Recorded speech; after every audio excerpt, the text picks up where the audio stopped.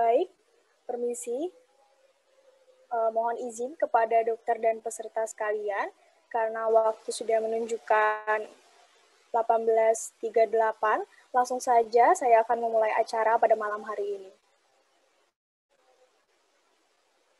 Assalamualaikum warahmatullahi wabarakatuh. Selamat malam, salam sejahtera bagi kita semua. Yang saya hormati Dr. Hewan Nur Purba Priyambada selaku Supervisor IAIR Indonesia. Yang saya hormati Dr. Hewan Aditya Yudana, Magister Sains selaku dosen Departemen Parasitologi Fakultas Kedokteran Hewan Universitas Airlangga PSDKU di Banyuwangi. Dan yang saya hormati seluruh peserta kuliah umum sekalian yang bahagia. Baik, izinkan saya memperkenalkan diri terlebih dahulu. Saya Prasita Widayani, mahasiswa angkatan 2018, Fakultas Kedokteran Hewan Universitas Airlangga PSDKU Banyuwangi. Sebelum ke agenda selanjutnya, saya akan membacakan tata tertib acara pada malam hari ini. Yang pertama, peserta yang mendapatkan akses ke Zoom harus berpakaian dan berperilaku sopan saat kuliah umum dilaksanakan. Name akun Zoom dengan format nama _ instansi saat bergabung di room Zoom. Ketiga, peserta dimohon untuk tidak mengaktifkan mikrofon saat kegiatan berlangsung. 4, peserta dimohon untuk mengaktifkan fitur video saat kegiatan berlangsung. 5, peserta mengisi kehadiran melalui link yang akan dikirimkan oleh panitia di room chat. Yang keenam, kegiatan berlangsung, peserta dapat bertanya kepada narasumber dengan memanfaatkan fitur chat dengan format nama _ instansi _ pertanyaan. Ketujuh, peserta yang tidak mengisi form presensi dianggap tidak mendapatkan sertifikat. Dengan mengucap syukur Alhamdulillah atas nikmat yang diberikan oleh Tuhan Yang Maha Esa, sehingga kita dapat berkumpul pada malam hari ini di kuliah umum yang bertemakan konservasi kukang di International Animal Rescue yang diselenggarakan oleh Divisi Wild and Domestic Animal Care atau WDAC, Fakultas Kedokteran Hewan Universitas Airlangga PSDKU di Banyuwangi. Sebelum memulai acara ini, alangkah baiknya jika kita berdoa terlebih dahulu agar informasi dan ilmu yang kita dapatkan dapat bermanfaat serta acara dapat berjalan dengan lancar sebagaimana mestinya. Berdoa menurut agama dan kepercayaan masing-masing dipersilahkan. Berdoa dapat dicukupkan.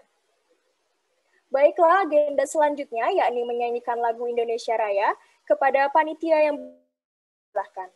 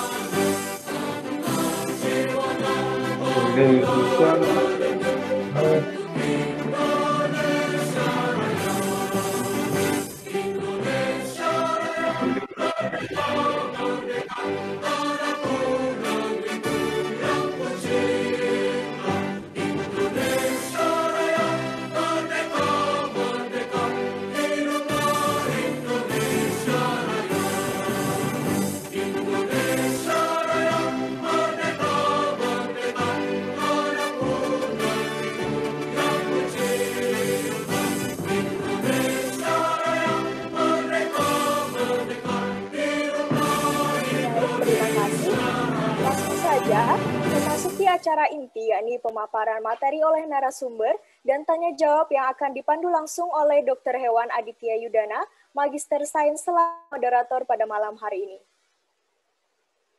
Baik, bisa ditampilkan CV-nya kepada panitia. Bisa di-share.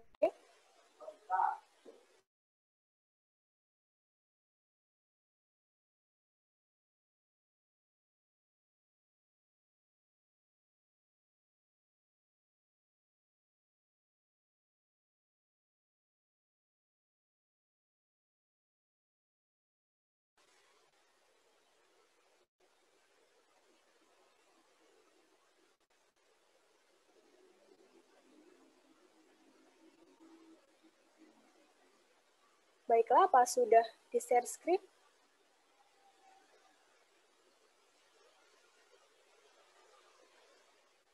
Oke, langsung saja. Dr. Aditya Yudana lahir di Sidoarjo, 13 Maret 1990. Beliau telah menempuh pendidikan S1 Kedokteran Hewan di Universitas Erlangga, lulus pada tahun 2012. S2 Ilmu Penyakit dan Kesehatan Masyarakat Veteriner di Universitas Erlangga, lulus pada tahun 2014. Beliau telah melakukan beberapa penelitian dalam 5 tahun terakhir, di mana bisa dilihat di dalam CV beliau, di mana penelitian terakhir pada tahun 2019 yang berjudul Identifikasi Molekuler Cacing Pita Spirometra erinaceae pada daging katak yang dijual di kota Surabaya. Untuk publikasi jurnal ilmiah dalam 5 tahun terakhir, di mana bisa kita lihat di share screen, ada 15 karya ilmiah yang telah dipublikasi, beberapa di antaranya terindeks nasional maupun internasional. Lalu, untuk pengalaman keprofesian yang pernah beliau lakukan dalam 5 tahun terakhir, dimulai dari tahun 2015 hingga sekarang, sebagai akademisi dan peneliti muda di Departemen Parasitologi Veteriner Fakultas Kedokteran Hewan Universitas Erlangga, 2017 hingga sekarang, kontribusi dan koordinator proyek riset di Banyuwangi Sea Turtle Foundation atau BF, 2018 hingga sekarang, Veterinary Advisor di Mojokerto Reptile Community, 2019 hingga sekarang, Ship Mentor di UPT Pengujian Mutu dan Pengembangan Produk Kelautan dan Perikanan Banyuwangi, atau PM2KP, dalam acara pelatihan pembuatan preparat parasit. Baik, langsung saja kepada Dr. Hewan Aditya Yudana, Magister Sains Waktu dan Tempat dipersilahkan.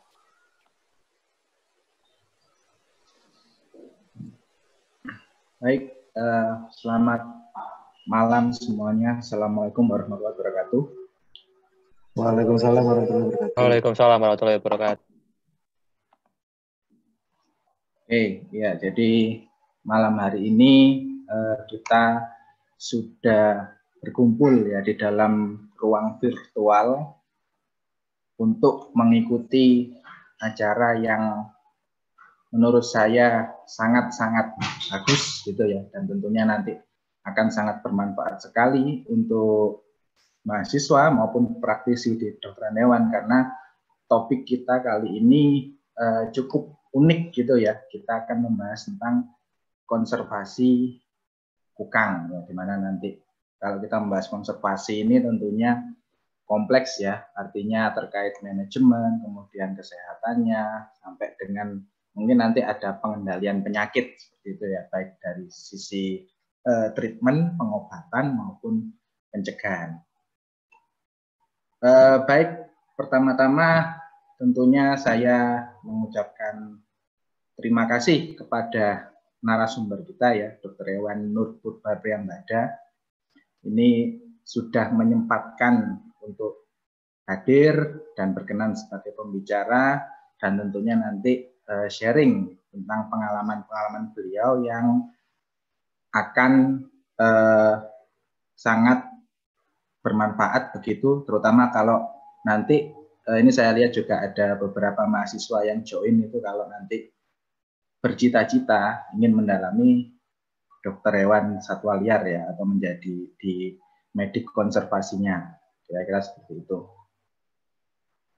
Oke, jadi hari ini tentunya seperti yang sudah tersebar infonya ya. Kita sudah menghadirkan pembicara kita ya, the one and only ini ya, the one and only, dan tentunya beliau juga sudah sangat berpengalaman gitu.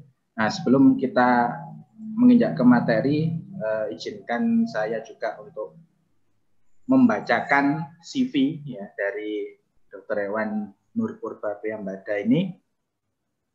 Jadi Dr. Hewan Nurpurba Priyambada ini memang concern sekali di satwa liar gitu ya. Jadi kalau kita lihat pengalaman karir beliau ini di antara beberapa sudah melalang buana ya, tapi semuanya fokus ke konservasi satwa liar ya, sebagai dokter hewan satli atau satwa liar. Nah, terutama ini sekarang nanti akan kita bahas di medis tentang primata ini ya, karena kukang juga masuk ke dalam jenis primata. Nah, tentunya pengalaman kerja beliau sudah tidak diragukan lagi ya, sudah sampai saat ini ya di International Animal Rescue, sampai sekarang berkarir di sana dan sudah menjadi supervisornya di sana, dan juga pernah berpengalaman juga berkarir di Yayasan Kalawet ya, dan ini merupakan lulusan ya, alumni dari FKH UNER ya, Fakultas Kedokteran Hewan Universitas Erlangga. Jadi tentunya kita semua termasuk saya pribadi bangga gitu ya dengan kiprah alumni kita yang banyak skill dan sekarang mau sharing ke adik-adik maupun peserta secara umum gitu. Dan kemudian tentunya beliau juga tergabung ke dalam anggota Asosiasi Perhimpunan Dokter Hewan Indonesia ya, PDHI, terutama di Asli Hewan ya. Asli Hewan ini Asosiasi Dokter Hewan Satwa Liar, Akuatik dan Eksotik Indonesia sebagai pengurus ya, dan kemudian juga menjadi dokter hewan volunteer ya di Indonesia Herpetofauna Foundation ya, atau di Ciliwung Herpetarium ya. Itu di sana juga concern di medik konservasi terutama di reptilnya, dan tentunya menjadi anggota Perhimpunan Dokter Hewan Indonesia Cabang. Dan ini juga ternyata luar biasa, juga ada publikasinya dari hasil karya beliau, yaitu yang pertama ada multiple trichoepithelioma pada kukang ya, yang dipelihara di Yayasan Alam Rehabilitasi Indonesia ya, dengan mengulas model case study atau studi kasus. Kemudian ada full genome characterization and phylogenetic analysis of hepatitis B virus in gibbon and caretaker in Central Kalimantan, Indonesia. Nah, ini juga luar biasa sekali, sudah molekular gitu ya studinya. Kemudian juga meneliti tentang kecernaan serat kasar pada babi rusa yang diberi pakan kangkung dan ketela di Kebun Binatang Surabaya, ya, KBS. Nah, tentunya ini juga sudah tampil di screen begitu ya. Mungkin kalau nanti para peserta juga ingin mendapatkan info lebih lanjut begitu ya, silahkan, ini ada email itu bisa diakses ya, kemudian Twitter ya @popkafet, dan juga sama nih dengan Instagramnya ya @popkafet ya, silahkan di follow ya, karena akan tentunya banyak sekali informasi medis itu ya tentang konservasi yang sudah dilakukan beliau. Baik, saya rasa itu sekilas cuplikan dari CV ya pembicara kita pada malam hari ini ya, dan saya lihat sudah hadir beliau ya, jadi langsung saja kita sapa bersama. Selamat malam Dr. Hewan Purba. Malam Dok Adit, malam Iya, teman-teman iya. di Banyuwangi semua.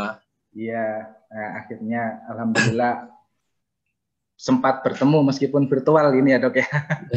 Jadi mungkin partisipan jika belum tahu ya, karena tadi sudah saya sampaikan bahwa Dr. Hewan Purba juga alumni kita ya, alumni FK UNER dan senior saya tentunya ya. Jadi kalau di bidang satwa liar ya sudah tidak diragukan lagi ya. Ini bisa menjadi panutan kita bersama ini ya, terutama nanti kita sharing tentang kukang gitu. Oke, Dr. Hewan Purba sehat ya, Dok ya? Alhamdulillah. Oke, ya. Jadi saya rasa sudah siap untuk menyampaikan materi di malam hari ini. Kalau begitu, untuk berikutnya saya persilakan saja ya kepada beliau untuk sharing maupun nanti mungkin ada beberapa sesi diskusi gitu ya, pertanyaan atau tanya jawab di akhir. Untuk waktu dan tempat saya persilakan kepada Dr. Hewan Purba menjelaskan tentang materi konservasi kukang. Time is yours. Silakan. Ya, terima kasih Dok Adit. Assalamualaikum warahmatullahi wabarakatuh. Selamat malam semua. Waalaikumsalam warahmatullahi wabarakatuh. Universitas Airlangga PSDKU Banyuwangi ya. Ini saya baru pertama kali dengar istilah PSDKU itu. Tapi menarik sekali sih. Biasanya ketemu sama teman-teman yang di Surabaya sekarang bisa menjangkau ke daerah ujung yang dulunya sih tempat mainnya saya kalau saya lagi suntuk gitu, terus main ke Alas Puro, main ke Baluran. Sekarang teman-teman Banyuwangi ternyata sudah ada kedokteran hewan di sana. Pasti sangat menarik sekali kalau ada yang suka satwa liar karena lab alamnya sangat dekat sekali. Jadi itu menarik buat bisa dieksplorasi nantinya. Saya senang sekali bisa bertemu teman-teman semua. Alhamdulillah semuanya kayaknya dalam keadaan sehat semua walaupun kita dalam masa pandemi yang tidak jelas berkepanjangan ini. Mungkin tanpa buang waktu terlalu banyak, saya akan coba bagi presentasinya dahulu.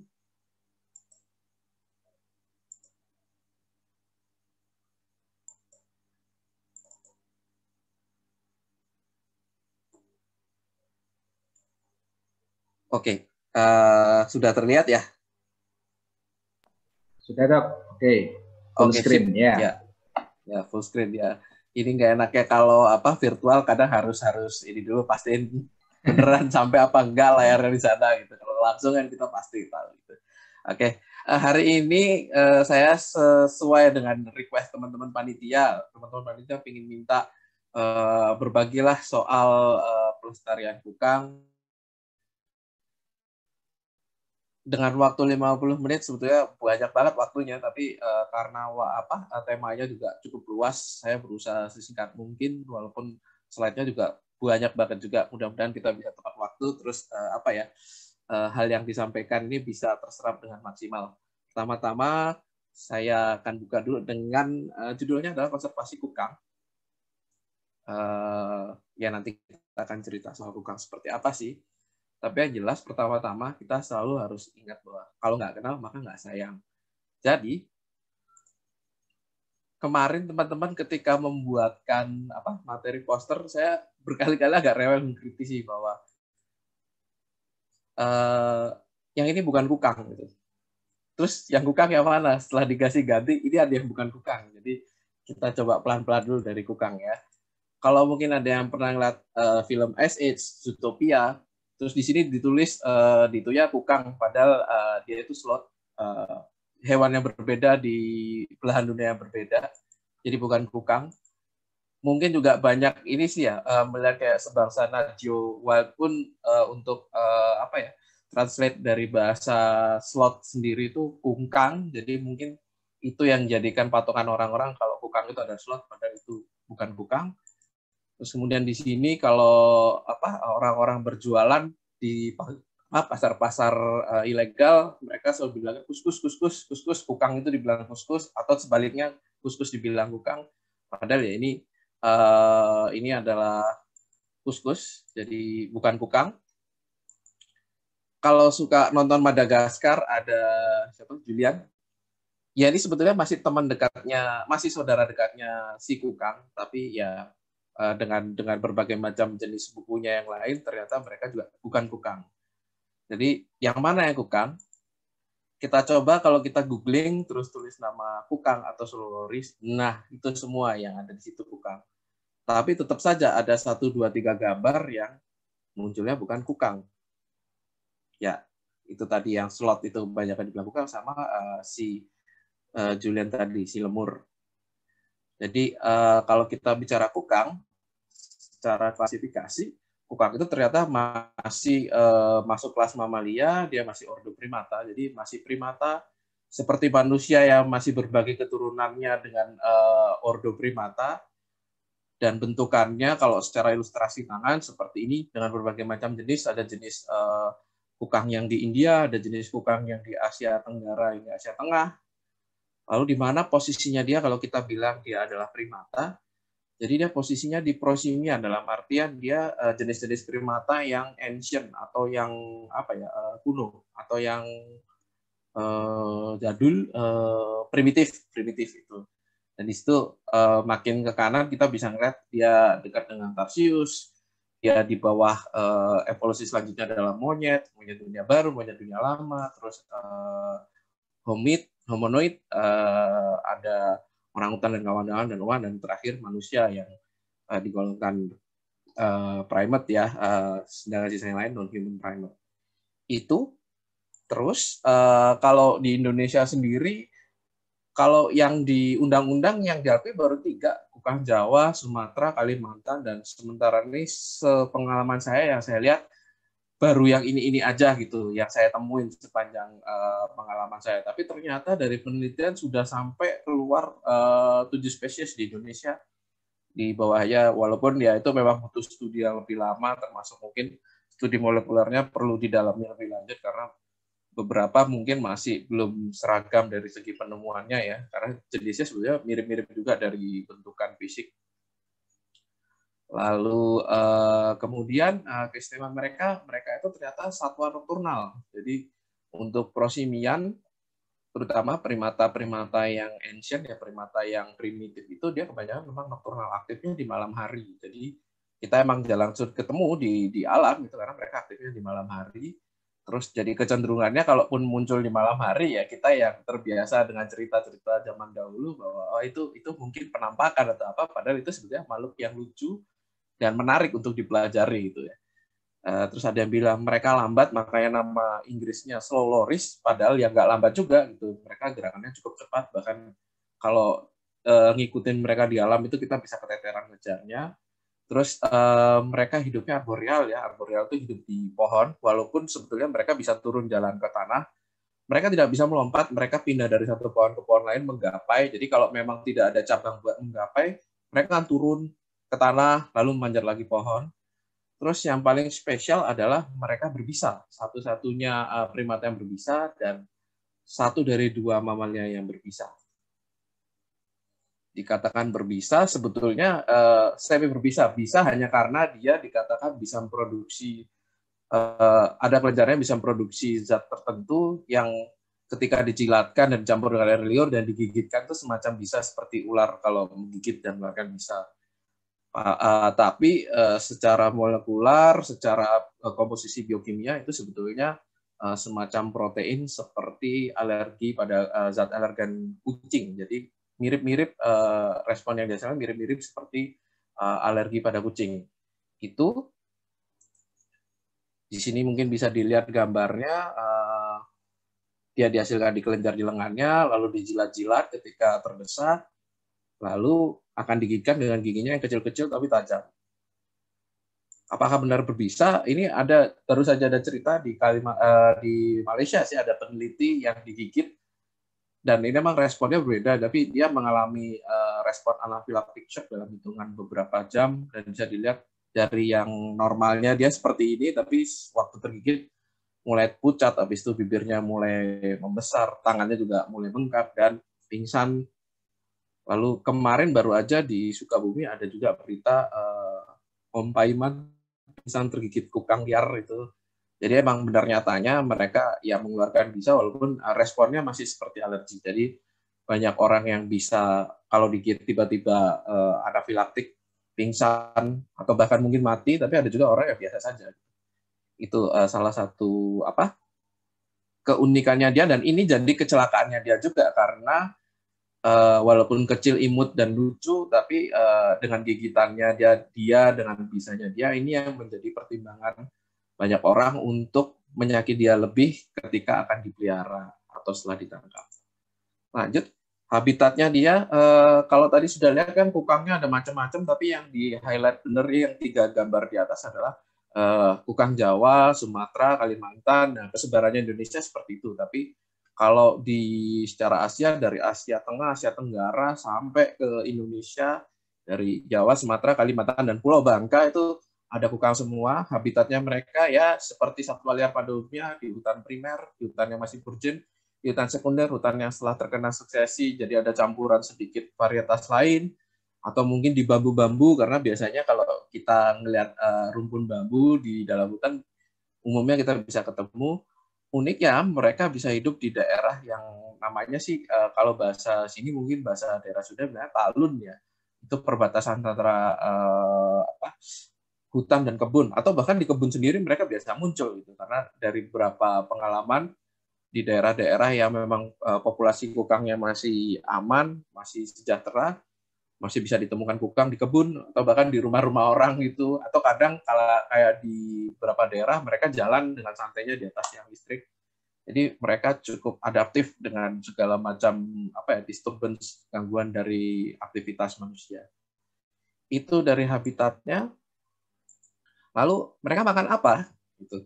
Mereka makanannya macam-macam. Salah satunya mereka makan getah atau getah yang sekresi yang dihasilkan oleh pohon-pohon getah, katakanlah itu. Ini bentuknya seperti itu, mungkin gambarnya agak kecil, itu fokus. Terus mereka juga makan nektar, sari-sari bunga, madu-maduan. Mereka juga makan buah-buahan. Jadi mereka juga bisa ikut menyebarkan benih, mereka bisa juga membantu penyerbukan tanaman. Yang terakhir mereka makan serangga. Dalam artian mereka juga bisa menjadi pengendali hama. Gitu. Jadi secara ekologis sebetulnya hewan ini kecil-kecil fungsinya banyak. Gitu. Itu kalau kita bicara status perlindungannya, mungkin teman-teman ada yang sudah sedikit paham tentang rilis IUCN, ada yang mungkin belum, tapi IUCN adalah badan yang mengakses status perlindungan, status si populasi si satwa seperti apa. Kebetulan untuk kukang mereka itu udah agak berat semua ininya, status perlindungannya udah bukan berat ya, buruk ya, dalam artian ada yang sudah menjelang punah, satu step lagi bilang punah, yaitu critical endangered, ada yang endangered, jadi ada yang terancam punah, ada yang terancam, ada yang terancam kritis, terancam, terus ada yang rentan. Tapi kalau dilihat trennya, semua populasinya itu sedang dalam kondisi yang menurun. Itu. Terus kalau dilihat dari segi lain, ada yang namanya CITES. CITES ini badan yang mengatur tentang perdagangan bahan ataupun tumbuhan dan hewan.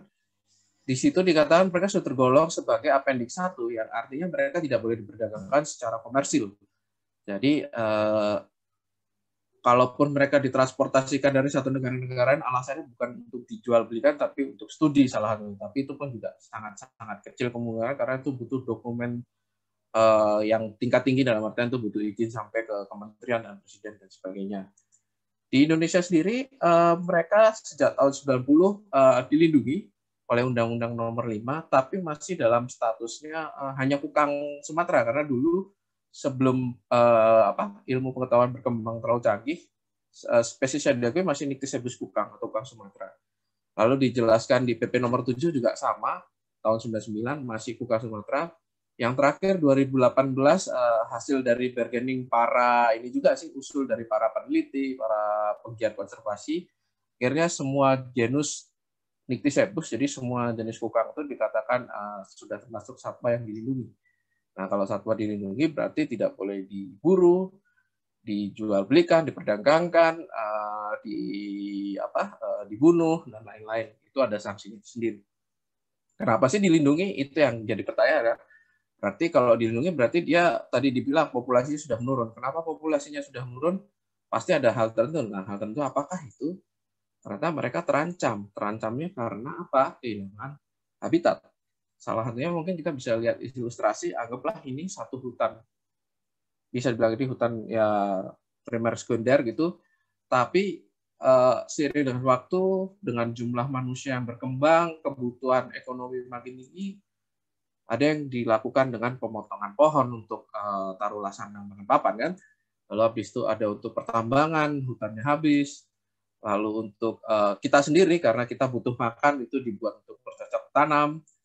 Lalu ada yang dibakar untuk dibuka untuk yang lain-lain lagi, sawit yang sungguh luar biasa baiknya buat perekonomian, tapi sayangnya juga kita juga manusia juga berpotensi untuk dari segi pemukiman. Jadi hutan yang begitu luas sekarang tinggal yang terlihat itu kan di bagian tengah. Dan itu kebanyakan air, masa kukangnya berenang kan nggak mungkin. Nah itu dalam artian mereka sudah tercekik seperti itu dalam kondisi habitatnya benar-benar sudah menyusut terancam. Satu lagi ancaman buat mereka adalah perdagangan. Perdagangan terutama buat dipelihara. Jadi diperdagangkan seperti ini, dipelihara, dibuat semacam seperti hewan peliharaan, walaupun mereka satwa liar, jadi nggak mungkin juga. Terus kemudian ada yang diperdagangkan untuk konsumsi, ada yang buat pengobatan tradisional, atau bahkan klinik. Itu. Nah, dari sekian aktivitas ini, menjurus kepada tindakan yang tidak animal welfare. Salah satunya yang saya bilang karena mereka bisa dan giginya tajam, jadi ketika dijual ke orang untuk dipelihara selalu dipotong dulu giginya. Nah, artinya supaya dibilang ini kecil, lemas dan sudah tidak berbahaya karena giginya sudah tidak runcing, tidak bisa menyakiti orang. Potong, terus ada juga yang ya ulah manusia iseng-iseng saking berburu pakai senapan angin. Lalu ada juga yang cara memeliharanya salah, akhirnya malnutrisi atau sanitasinya buruk, jadi kena gangguan semacam parasitisme dan lain hal, atau mungkin berujung yang lebih parah kematian. Jadi dari yang cuma dibuat main-main lucu-lucuan tadi ini yang dihasilkan gitu, nyawa yang disia-siakan sama orang. Kemudian gimana sih kita melihat masa depan si kukang ini? Gimana cara melindunginya? Salah satunya ada YAR Indonesia. Disclaimer ya, YAR Indonesia itu sebetulnya kalaupun tulisannya namanya International Animal Rescue, tapi namanya Inisiasi Alam Rehabilitasi Indonesia. Kami partner dari International Animal Rescue Pusat yang ada di UK. Kami bergerak di pelestarian satwa liar, terutama hewan-hewan ini, di monyet ekor panjang, di beruk, kukang, dan juga orangutan. Ya, ini kami lembaga konservasi non-profit. Kalau dalam peraturan kami tergolong lembaga konservasi khusus karena tujuan untuk rehabilitasi, dan prinsip kami adalah 3R 1M. Rescue, Rehabilitation, Release, Monitoring. Penyelamatan, rehabilitasi, pelepasliaran, dan yang terakhir itu monitoring, itu supaya kita bisa tahu apa yang kita lakukan ini ada hasilnya apa enggak. Kami punya 2 pusat rehabilitasi. Untuk kukang, monyet ekor panjang, dan beruk itu ada di Bogor, di Jawa Barat, di kaki Gunung Salak. Lalu untuk orangutan dan kukang Kalimantan, kami ada di Ketapang, Kalimantan Barat.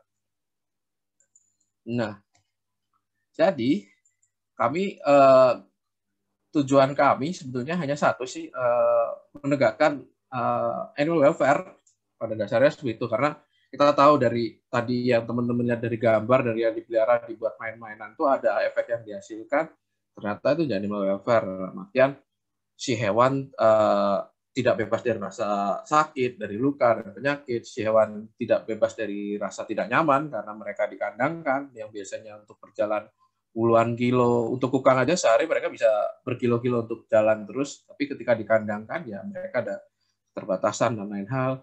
Kadang-kadang mereka dikasih makanan yang berbeda atau tidak dikasih makan sama sekali, karena dipikir hewan itu tidak makan. Ada beberapa orang seperti itu, terus mereka disakiti, dibuat stres ya karena dominasi dari semilik, jadi kadang-kadang ada rasa takut dan penderitaan, dan yang terakhir mereka dipaksa untuk tidak bisa berperilaku normal dan alami. Salah satunya kalau kukang biasanya mereka nokturnal, ya karena dipelihara sama orang, mereka maunya mainannya pas siang hari, itu bukan pas malam hari. Jadinya waktunya mereka istirahat, mereka ganggu seperti itu. Itu salah satu bentuk-bentuk efek dari orang ketika merasa ingin memelihara hewan yang lucu, tapi ada hal-hal tertentu, salah satunya yang kita bilang animal welfare ini yang tidak bisa, ya itu tidak ada harga tawarnya kan, kadang-kadang itu yang susah dan si hewannya ya tersiksa. Itu yang kami ingin wujudkan sebetulnya dengan cara itu, lalu melalui proses tadi, rescue, rehabilitasi, release. Untuk prosesnya sendiri, 3R, rescue, rehabilitasi, release, seperti ini. Ketika kami merescue satwa baru datang ke tempat kami akan melakukan general check-up pertama kali, lalu kami akan melakukan karantina, karena si satwa mungkin sudah punya histori yang lama dengan manusia. Kita ada ketakutan terlebih dahulu adalah semua hewan punya potensi membawa penyakit zoonosis, baik dari kita ataupun dari si hewannya sendiri ke kita gitu. Jadi kita melakukan karantina selama 6 minggu untuk memastikan apakah mereka tidak membawa penyakit atau mereka sudah bebas dari penyakit. Kalau mereka lulus dari karantina, ya mereka umumnya pada hidup, mereka akan naik ke step selanjutnya. Kalau mereka gagal, biasanya karena untuk 1-2 penyakit tertentu yang memang tidak bisa disembuhkan, seperti salah satunya kalau concern kita di primata adalah TBC, itu sangat sulit untuk penyembuhan dan eradikasinya, dan akan membuang waktu dan membuang resource yang besar. Akhirnya kita solusinya adalah eutanasia, itu menurut guideline dari pusat ya, internasional, dari guideline internasional. Lalu kalau mereka lulus dari karantina, mereka akan disosialisasikan sama kehidupan baru. Karena sebelumnya biasa sama manusia, tergantung sama manusia, atau diganggu sama manusia, ini kita buat hidup mereka nanti mendekati seperti di alam, walaupun kita tahu kita tidak mungkin bisa mengimitasi alam, karena kita hanya manusia biasa. Nah, disitulah akan ada yang namanya proses rehabilitasi, karena mereka ini adalah satwa yang datang dari dari alam, lalu diambil sama manusia, sempat ada perubahan perilaku, sempat ada perubahan perlakuan juga. Jadi yang mungkin tergantung sama manusia, sudah mulai abnormal ataupun sakit. Jadi mereka secara fisik maupun mental, mereka tidak sehat itu. Jadi kita berusaha merehabilitasi mereka supaya mereka sehat. Yang mana nanti kalau mereka memang sudah bagus, mendekati seperti kuang liar, walaupun itu mungkin tidak mungkin 100% seperti liar, ya tujuannya supaya kita bisa melepaskan liar kembali ke alam. Dan itu tentunya hasil dari bantuan pemerintah, dalam hal ini BKSDA, untuk melakukan penyitaan ataupun menerima penyerahan. Dari situ kita yang sebagai dokter hewan punya peran penting dalam pemeriksaan pertama kali untuk memberikan rekomendasi ketika diselamatkan, apakah dia perlu direhabilitasi terlebih dahulu, atau mungkin si kukangnya hanya apes, sekedar melintas, tertangkap sama orang lalu diserahkan, kemudian ternyata setelah kita cek, oh ini sehat, kukang liar kok, jadi ya bisa aja kita lepas lagi ke alam. Apalagi histori dengan manusia tidak terlalu lama, jadi kemungkinan tertular penyakit juga kecil. Itu bisa kita rekomendasikan untuk langsung lepas liar ke alam. Gimana untuk kukang-kukang yang tidak bisa lepas liar?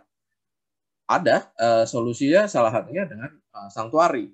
Dengan sanctuary dalam artian mereka mungkin akan hidup selamanya di kandang, tapi itu tadi kita coba untuk improve, kita coba naikkan standar welfare-nya, standar kesejahteraan hewannya sampai selamanya di kandang, ya supaya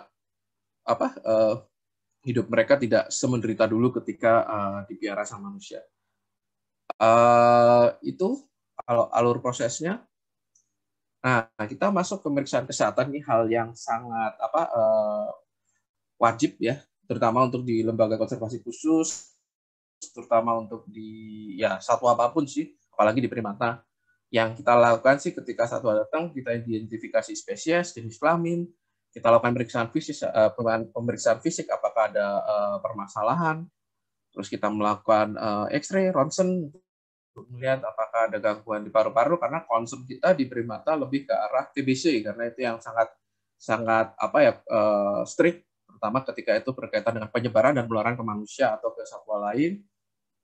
Kita melakukan pemeriksaan gigi, karena ini yang paling utama di kukang yang hasil pemeliharaan orang biasanya akan dipotong giginya, biasanya akan infeksi, dan infeksinya parah-parah, kadang kita harus obati dulu. Atau solusi terakhir adalah ya karena sumber infeksinya di gigi yang rusak tadi, kita harus cabut giginya gitu. Dan kalau giginya sudah cabut tidak akan tumbuh, dia akan ompong selamanya. Lalu kita juga melakukan pemeriksaan round screening, Kita akan melakukan morfometri, pengukuran panjang tubuh dan segala macam, lalu kita melakukan tes TB, lalu kita masang microchip untuk penandaan mereka, kita memberikan pengobatan obat cacing, lalu pengambilan sampel genetik karena itu juga penting buat pemetaan kita. Karena itu tadi masih ada perdebatan ini berapa spesies untuk kukang gitu. Lalu yang paling penting juga setelah dari pemeriksaan itu kita akan mengkarantina mereka selama 6 minggu untuk melihat gitu, apakah mereka akan lolos dari karantinanya atau kalau emang mereka menunjukkan gejala penyakit apa atau itu penyakit yang tidak bisa ditangani dengan biasa saja seperti apa itu nanti selanjutnya.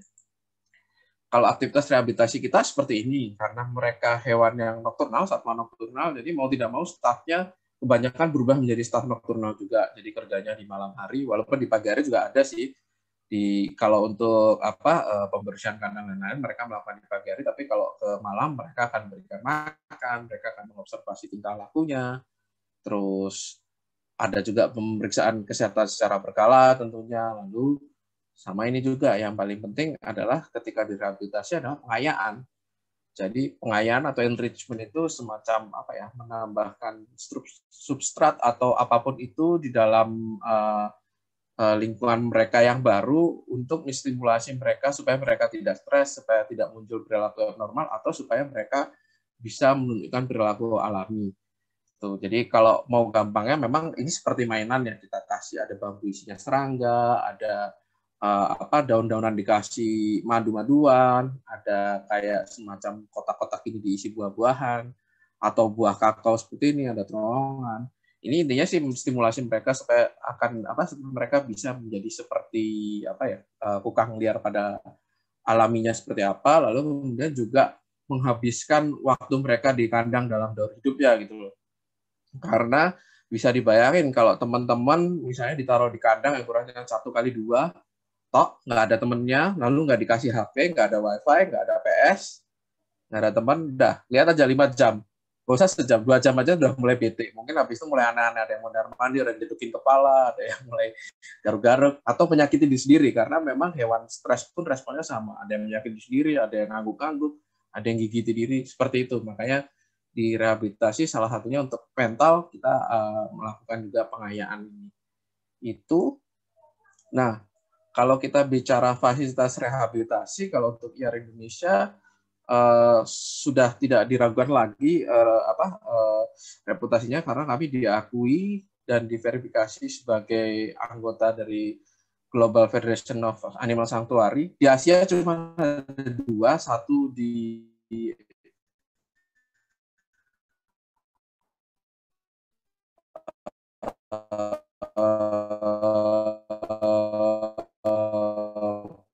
pusat rehabilitasi beruang di Vietnam dan Cina, satunya lagi IAR Indonesia yang di Ketapang, dan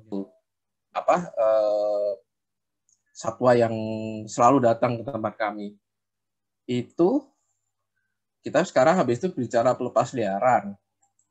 Untuk pelepas liaran yang kita lakukan awalnya satu, kita harus mengakses habitat mana yang akan jadi tempat pelepas liaran yang bagus, karena itu kita perlu pikirkan apakah habitatnya cocok sama si kukang, dalam artian pakannya ada apa enggak, terus apakah mereka akan berkompetisi dengan spesies yang sama apa enggak atau spesies yang lain, terus kemudian juga luasannya cukup apa enggak, lalu tentunya administrasi karena membawa si satwa ini memerlukan izin sampai ke kementerian.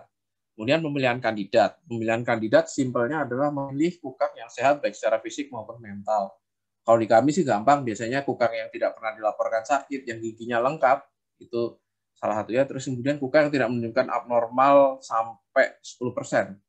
Jadi kalau di atas 10% mereka belum lulus sekolah, jadi kita harus latih terus, kasih enrichment, terus kita observasi terus. Ini abnormal di atas 10%, di bawah 10% itu dari hasil observasi selama 25 sampai 100 jam biasanya kita itu. Untuk lihat mereka gimana perkembangannya. Termasuk habis itu setelah kandidat sudah ada, kita mempersiapkan tim dan teknis di lapangan seperti apa, kemudian menyiapkan habituasi. Habituasi itu semacam adaptasi sebelum mereka benar-benar dilepas. Jadi kalau mereka dari kandang dibawa ke tempat pelepas liaran, misalnya taruhlah di Gunung Salak, dia harus dibiasakan di kandang semi terbuka dulu selama 1-2 minggu. Ketika sudah beradaptasi dengan cuaca, suhu, dan kondisi lingkungan sekitar, kita akan coba lepas. Nah, kalau sudah dilepas, tentunya nggak sekonyong-konyong kita biarkan. Ada kukang yang kita pasang pelacak seperti ini. Ini namanya radiotransmitter kolar. Kalung radiotransmitter memancarkan gelombang radio untuk mengerti posisinya di mana. Jadi ketika mereka sudah dipasang ini, dibawa ke tempat rilis, lalu dilepas dari kandang. Ketika pelepasannya, setiap malam teman-teman dari tim survei rilis monitoring kami itu mengikuti setiap kukang yang dipasang kolarnya, tentunya bukan semuanya, untuk diikuti, dicek bagaimana perilakunya, perkembangannya, dicatat juga, diobservasi juga, untuk memastikan apakah mereka bisa survive apa enggak, gitu, sampai batas waktu tertentu yang dikatakan bahwa si kukang sudah layak untuk bebas, untuk hidup seperti kukang liar pada umumnya. Itu. Tapi masalahnya nggak kunjung selesai gitu aja selama kita melakukan proses 3R tadi ya, rescue, rehab, release. Karena salah satunya gini, di tahun 2013 tiba-tiba Pak Penduduk jebret aja. 200 kukang itu kena sita di Pelabuhan Merak, dan semuanya diserahkan untuk direhabilitasi. Itu banyak sekali dan kondisinya nggak bagus.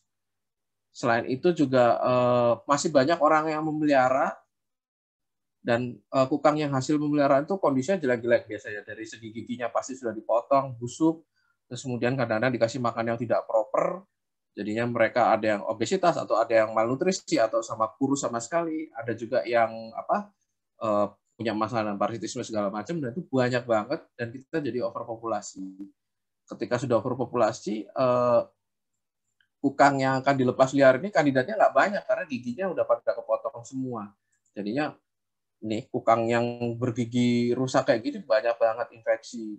Dan kalaupun solusinya cuma kita cabut, berarti ya mereka sudah nggak punya gigi, nggak bisa dilepas juga untuk beberapa kondisi.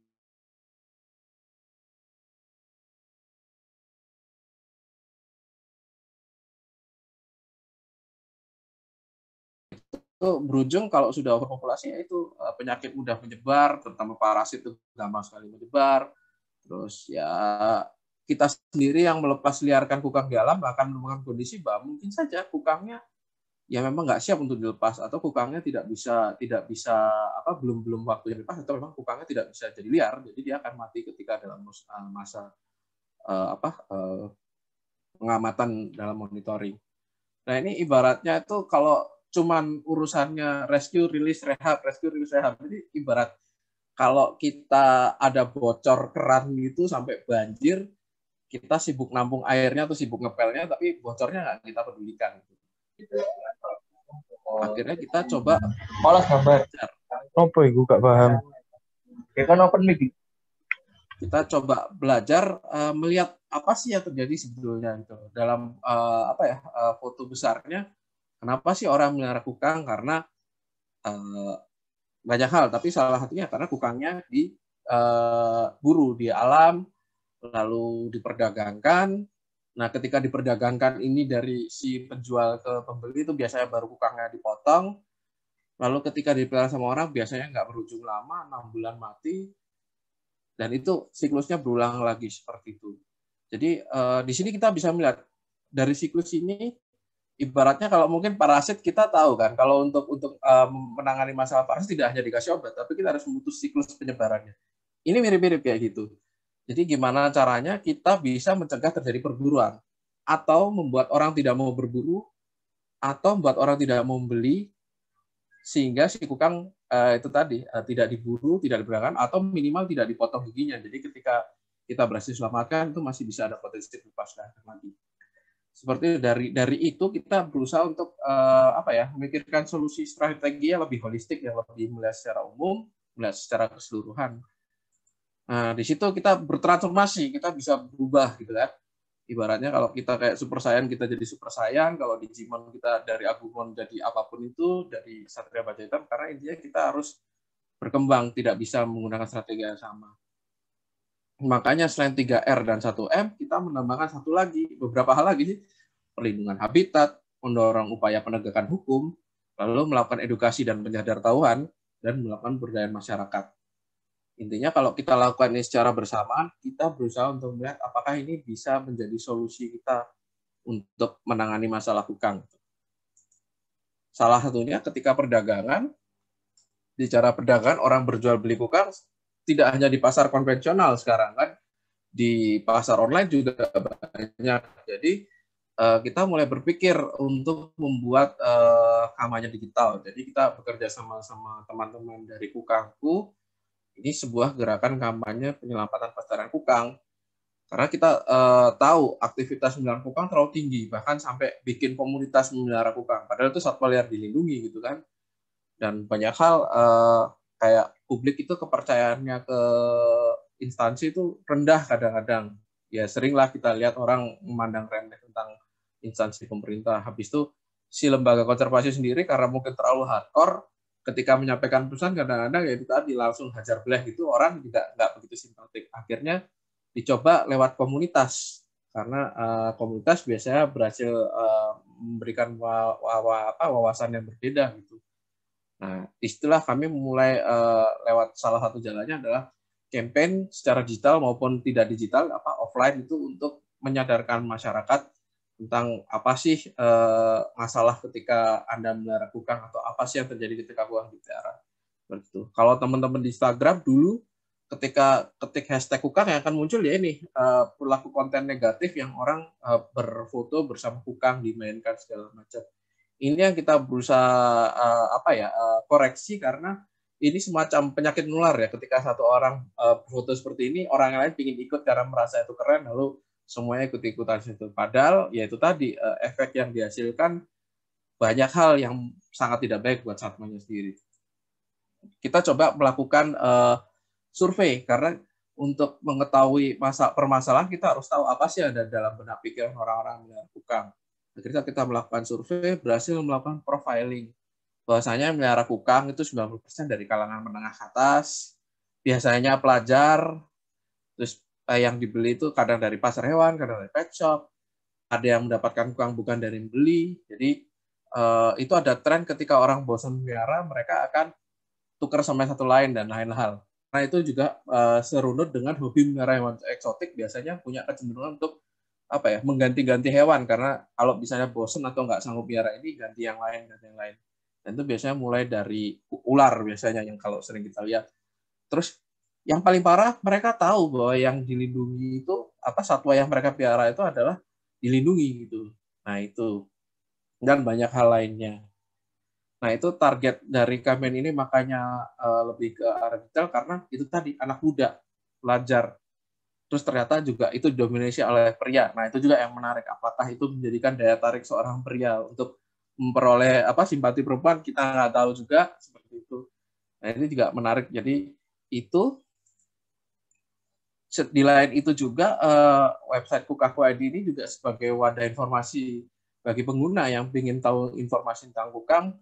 Akhirnya dibelasukkan tentang fakta di balik kalau kamu mau melihara kukang itu ada kejaman di balik itu. Terus konten-kontennya ini dibuat untuk mengumpulkan berita-berita positif untuk untuk menangkal konten-konten negatif kayak memelihara kukang seperti itu.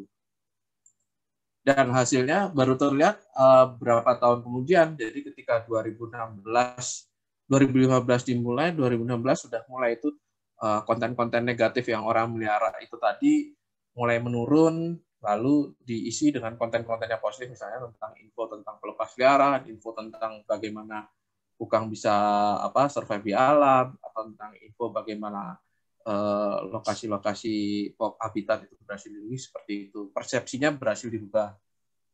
Kemudian kita bicara soal perdagangan. Perdagangan di pasar konvensional, kalau terlihat mata biasa sih pasti langsung ditegakkan. Tapi yang susah yang tidak terlihat mata seperti perdagangan online. Terutama kalau di Facebook itu forum jual belinya parah banget. Itu akhirnya kita melakukan monitoring, mengumpulkan data, dan dijadikan bahan investigasi yang kita serahkan ke para penegak hukum untuk dilanjutkan menjadi suatu aksi.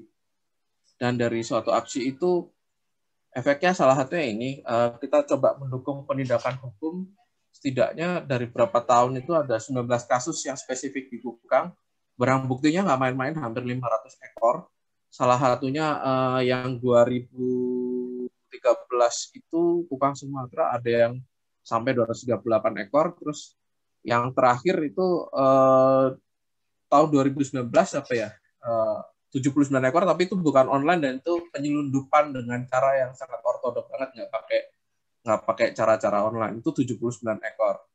Jadi banyak banget. Nah, dari sini itu tidak akan selesai begitu saja dengan penegakan hukum, harus diikuti dengan itu tadi memberitakan, karena di situ ada efek edukasi hukumnya juga terberitakan di situ bahwa kalau berjualan memelihara itu bisa dihukum, termasuk salah satunya ketika hasil vonisnya itu walaupun ecek-ecek kadang-kadang nggak sebanding ya, kadang cuma 1 tahun itu paling maksimal, kadang cuma berapa bulan, terus dendanya mungkin cuma seharga 1 ekor kukangnya sendiri, padahal kerugian yang dihasilkan itu cukup tinggi, termasuk kerugian ekologis ya gitu. Tapi ini cukup membuat orang menjadi tahu bahwa melihara kukang itu salah, membeli berdagang salah. Bahkan si pedagang-pedagang hewan eksotik pun berpikir 2 kali ketika di dalam grupnya ada yang mulai berjual satwa seperti kukang untuk di take down karena takut nanti jadi permasalahan. Atau itu tadi, orang akan ada yang dari yang pemburu pun sampai akhirnya kapok, berhenti nggak mau berburu. Seperti itu. Nah, ini yang kita coba dari hasil ini kita elaborasi sama kegiatan kita di 3R tadi. Kita kembali lagi 3R-nya. Bahwa dari rescue tadi kita melihat penyerahannya itu mulai makin sedikit, penyitaannya tinggi. Ya, karena kita berusaha untuk mendukung angka penegakan hukum. Jadi orang yang melihara juga makin sedikit, tapi kukang yang datang adalah kukang-kukang hasil dari penyitaan, dari penegakan hukum. Itu. Kemudian, kalau kita bicara pemotongan gigi, ini hal yang biasa kita temuin ya di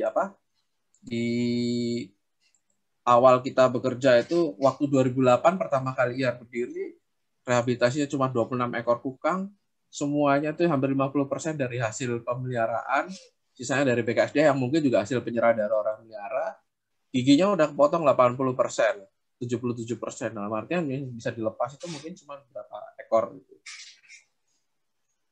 Lalu sekarang, waktu 2019, total kukang yang sudah kita rescue itu sudah sampai 1.000. Tapi itu banyakkan dari hasil penegakan hukum. Ya kita mengharapkan efeknya benar-benar sebanding gitu. Dalam artian yang memelihara, yang berdagang, yaitu ada efek sanksinya, ada efek jerahnya. Nah, yang dari pemelihara pun langsung menurun jadi cuma 3%. Terus sisanya dari BKSDA. Dan kukang yang giginya terpotong sangat sedikit sekali, cuma 2% dibanding tadi yang sampai setengah populasi. Dan ini berarti kabar baiknya adalah kesempatan peluang mereka untuk dilepas kembali ke alam begitu tingginya. Nah, ini juga kita bicara bahwa itu tadi presentasi gigi terpotongnya dari 2008 ke 2015 itu 50%. Lalu 2015 ke 2019 sudah sangat menurun sekali, Sudah sangat menurun sekali, cuma 15%. Dan dari hasil penegakan hukum itu memang cuma 3% gigi yang terpotong. Dalam artian kita benar-benar berhasil bertindak di saat yang tepat itu, karena kalau telat sedikit ya kukang yang akan datang mungkin yang sudah gigi terpotong tidak bisa dilepas liarkan, mungkin akan mati di kandang atau bahkan belum sempat dirawat dengan optimal. Terus dari tadi yang kita bicara over capacity ya, karena terlalu banyak overpopulasi. Ini ada pengaruhnya di mortalitas, ada pengaruhnya di morbiditas gitu. Salah satunya ketika kukang yang datang itu kukang dari hasil penegakan hukum, umumnya mereka kondisinya masih fresh, jadi masih bisa cepat segera dilepas. Umumnya mereka belum mendapatkan mistreatment, jadi bisa cepat dikasih perawatan kesehatan lalu langsung dilepas itu. Di sisi lain kita terus berusaha untuk belajar gitu, kita coba explore, karena kalau teman-teman ingin tahu bahwa data fisiologis kukang itu sangat sedikit sekali. Jadi kita dulu tuh kerja seperti kayak dukun. Kita mana tahu mana nilai normal, mana nilai yang nggak normal, mana yang normal, mana yang enggak. Jadi akhirnya kita membuat semacam studi berkelanjutan sendiri di tempat pusat rehab kami. Dan ini ada beberapa spesial kasus ya, kasus spesial karena kita teman-teman juga calon dokter hewan, mungkin ada beberapa misalnya penyakit metabolic bone disease atau penyakit tulang metabolik ini biasanya dapat dari kukang bekas peliharaan. Dulu awalnya sampai bisa ratusan kasusnya, karena ya itu tadi salah treatment dengan nutrisi, akhirnya ya pengaruhnya di tulangnya ada yang keriting, gampang patah, pokoknya macam-macam kompleksitasnya gitu. Terus lalu kemudian kita melakukan solusinya, koreksi nutrisi, pengganti pakan, dan lain hal, akhirnya sekarang sudah bisa didepres. Dulu juga ketika masa banyak kukang yang tidak bisa dilepas dan menumpuk di kandang, ketika musim hujan tinggi, kelembapan tinggi, protozoa terutama parasit dan cacing sih biasanya juga itu macam giardia itu sangat mudah menyebar dan mortalitasnya tinggi. Jadi semacam badai parasit aja, kalau udah kena bisa tiap hari nekropsi, tiap hari dapat itu. Solusinya itu tadi kita melakukan penataan kandang, pengurangan kukang dalam satu kandang, itu biosecurity-nya kita tingkatkan. Untungnya sampai ke sini sih itu semua bisa disupres itu. Kemudian juga luka gigitan. Salah satu impact yang harus kita tebus dengan mendorong penegakan hukum, biasanya kukang yang dalam penegakan hukum itu kondisinya sangat-sangat nggak layak ya. Jadi misalnya satu keranjang buah itu diisi bukan 2-3 kukang, kadang-kadang 10 kukang dimasukin aja gitu, atau kandang kucing diisi belasan kukang. Mereka kecenderungannya satwa yang soliter, nggak sosial, jadi ya kesenggol dikit bisa saling berantem, gigit dikit, dengan pengaruh bisa gigitan berbisanya itu di sesama kukang juga bisa membuat nekrosis lebih cepat. Penyembuhan luka yang lama ini jadi masalah baru sih sebenarnya, tapi kita juga belajar ketika dalam melakukan penanganan di penegakan hukum, sebisa mungkin langsung membuat memisahkan mereka dalam jumlah yang paling kecil untuk mencegah penularan penyakit. Dan tadi sama ada lagi permasalahan baru ketika kita bilang tadi habitat mereka mulai hilang, ternyata itu tadi di tengah perkembangan daerah, perkembangan pembangunan wilayah, ada instalasi listrik, mereka ternyata kehilangan tempat untuk berjalan, salah satunya mereka berjalan di kabel listrik, dan itu yang menjadi kasusnya sangat tinggi sekali. Kalau udah datang dalam kondisi parah, kadang-kadang luka bakarnya itu sudah sampai parah. Solusinya ada yang mau nggak mau harus kita eutanasia, atau jelek-jelek ya kita amputasi sebelum itu makin parah. Seperti itu. Kemudian ini juga tren yang sangat mengesalkan juga ketika orang belajar jadi jagoan itu mainan tembakan senapan angin. Kita sudah menemukan 23 ekor kukang, sampai ada 43 peluru yang kita temuin. Paling banyak saya pernah nemu satu kukang itu ada 5 peluru di dalam badannya, peluru gotri itu. Terus umumnya sih ada yang cuma di permukaan kulit, tapi banyak juga yang sampai masuk ke organ-organ vital kayak di kepala, rongga mulut, ada yang sampai masuk ke macam-macam lah intinya. Dan itu memicu rasa sakit yang jelas ya, kalau kita ditembak aja sakit. Sama ada ini juga lead poisoning atau keracunan timbal. Terus kita bicara juga pelepas liaran. Jadi ketika dulu awalnya kita kesulitan karena kukang datang adalah eks pemeliharaan, jadi kondisinya buruk, giginya sudah jelek-jelek semua, sedikit sekali, dan ketika dilepas juga kondisinya mereka ya banyak yang bisa bertahan, banyak enggak. Lalu ketika kita dorong untuk melakukan ini ya penegakan hukum, kukang yang datang ke kita itu rata-rata kukang yang sehat, giginya masih bagus, dan mereka memang masih liar, fresh, baru ditangkap sehari gitu. Jadi ketika dilepas ya tentunya mereka jadi lebih mudah gitu. Dan itu yang terjadi ketika kita itu berhasil melepas kukang lebih banyak gitu. Kukang Jawa kita berhasil melepas sampai 370 ekor, kukang Sumatera kita berhasil melepas sampai 212 ekor, kukang Kalimantan 55 ekor. Lalu berdasarkan tipe-tipe penyelamatan, kukang yang bisa lepas liar tanpa direhab itu udah sampai 130 ekor. Baik itu yang dari hasil penegakan hukum atau yang apes ketangkap orang gitu aja terus tiba-tiba diserahin gitu ke pemerintah. Dalam artian pesan edukasinya sampai bahwa itu kukang adalah satwa liar yang dilindungi, tapi mungkin yang inisiatifnya yang kebangetan, kadang-kadang kukangnya emang lagi main di sekitar situ, emang rumahnya mereka di situ, emang kita nggak sadar mereka ada di situ begitu lama. Begitu tahu itu ada kukang, begitu kita tahu kita pernah kenal kukang, main tangkap, serahin aja, suruh diselamatkan sama pemerintah. Pada akhirnya mereka akan bisa berakhir di rehabilitasi terlalu lama, padahal kalau dilihat-lihat karena mereka sehat dan giginya bagus juga dan liar, ya sebagusnya langsung lepas liar. Dan kukang yang hasil rehabilitasi lepas liar juga banyak, ternyata 514 ya. Ini sudah cukup banyak. Ini hasil dari kita tadi mendorong untuk memutus siklus tadi. Memang banyak kukang yang datang dari hasil menegakkan hukum, tapi banyak juga yang bisa segera dilepas. Masuk juga dari hasil pengamatan monitoring kita ketika pelepasan ya. Jadi kalau untuk kukang Jawa sendiri, memang dari 300 tadi yang kita lepas, nggak semua kita bisa monitoring. Kita ambil sampling karena untuk pengadaan radio transmitternya itu mahal sekali polarnya. Ribuan euro kalau nggak salah untuk 1 ekor. Jadi ya itu sangat mahal, jadi kita melakukan sampling. Dari 52 ekor, dari 300-an itu 52 ekor yang kita pasang radio transmitter dan kita ikuti, 58% diantaranya itu survive itu. Memang kecil ya, nggak sampai 100%, tapi kalau berdasarkan studi literatur itu ya sudah paling besar, karena sebelum di tempat-tempat organisasi konservasi kukang dan sejenisnya, biasanya itu angka survivalnya itu hanya sampai 30% atau 20%. Ini sudah sampai 50%, sudah bagus sekali.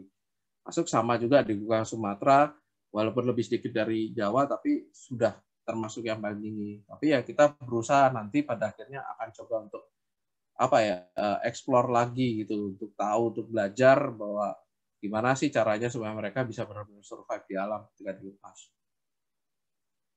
Dari sekian itu, mungkin teman-teman perlu tahu bahwa itu butuhkan waktu dan tenaga yang banyak, nggak sedikit ya, dibanding harganya. Mungkin harganya kukang cuma 500.000, 200.000 gitu. Rehabilitasinya itu 1 ekor bisa ratusan juta kadang-kadang. Apalagi kalau bicara soal pemeriksaan kesehatannya dan lain hal, ya itu terus jalannya masih panjang, terjal berliku gitu. Pasti teman-teman berpikir, ngapain kayak gitu ya, sudah mahal-mahal, capek-capek, kenapa sih harus dilestarikan kukangnya gitu.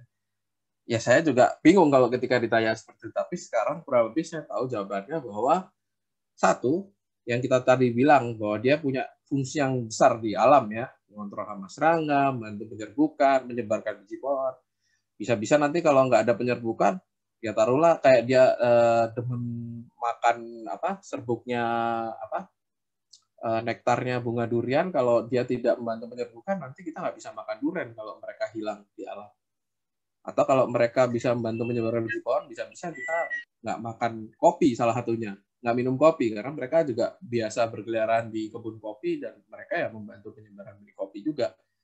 Ya mereka menjaga ekosistem hutan. Itu salah satunya.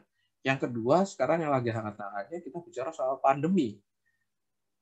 Mungkin teman-teman tahu COVID, dari segi isunya, dari segi faktanya sendiri di lapangan mungkin belum begitu jelas 100%, tapi ada efek dari hasil didukung kontak manusia dengan satwa liar yang begitu tinggi, dalam artian di situ bisa jadi ada penyakit-penyakit yang memang sudah ada dari zaman dahulu kala dan mungkin berevolusi dari original host-nya, dari host aslinya, atau mungkin sudah pindah ke intermediate host-nya, lalu ke manusia, lalu habis itu dari manusia menyebar sama manusia, lalu penyebarannya bisa lebih parah lagi, yaitu lintas batas, karena orang sudah bisa naik pesawat kemana-mana.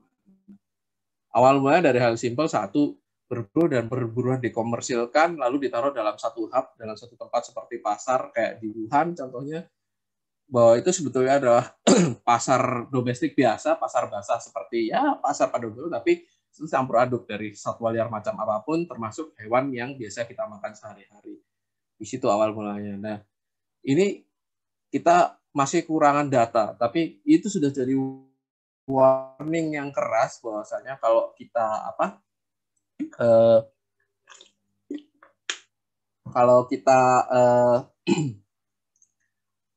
tidak mengindahkan bahwa satwa liar ini punya potensi zoonosis yang tinggi, terus kita nekat untuk mendukung, salah satunya kalau melihara berarti itu harus diburu, itu harus diperdagangkan, ya itu nanti terjadi yang namanya zoonotic spillover gitu.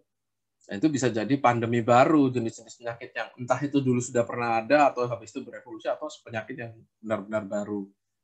Di situ saya juga baru saja belajar bahwa ternyata kayak kasus COVID krisis COVID-19 sendiri itu, anggarannya saja untuk menangani krisis COVID itu sangat besar sekali. Sampai ini 11 triliun US dollar, tapi kalau dilihat-lihat ternyata anggaran untuk pencegahannya misalnya satu aja untuk menghentikan pasar white meat trade atau pasar daging satwa liarnya saja itu ternyata cuma berapa miliar. Jadi beda ya lumayan lah. Kalau saya nggak begitu paham matematika, tapi kayaknya angkanya besar aja, bandingannya besar aja. Mungkin teman-teman bisa cek math sendiri itu berapa banyak uang yang bisa di save ketika kita berhasil berupaya mencegah itu mulai dari perdagangan satwa liar ilegal, mulai dari via hewan-hewan peternakan dan yang lain, atau melakukan monitoring perdagangan satwa dan sebagainya, dan mengurangi deforestasi. Salah satunya yang kita bicara tadi habitat ya, kalau ada kerusakan habitat itu salah satunya jadi penunjang masalah baru seperti itu. Nah, kalau kita sendiri gimana sih cara berpartisipasi dalam penyelamatan kukang? Ya gampang sebetulnya sih. Intinya tidak membeli satwa liar, tidak melihara satwa liar, biarin mereka hidup di alam. Dan dibagikan aja pesan ini pada orang-orang terdekat gitu. Dan sekarang sudah makin relate ya isunya itu, kalau kita bicara melihara satwa liar dan lain hal, isunya bukan cuman kasihan ini enggak, ini masalah kemanusiaan pun bukan manusiaan yang gimana, itu menyebarkan penyakit, itu mencegah penyebaran wabah ataupun disaster ya, wabah dan bencana wabah yang paling besar. Salah satunya mungkin kita harus belajar dari kasus kenapa terjadinya COVID-19.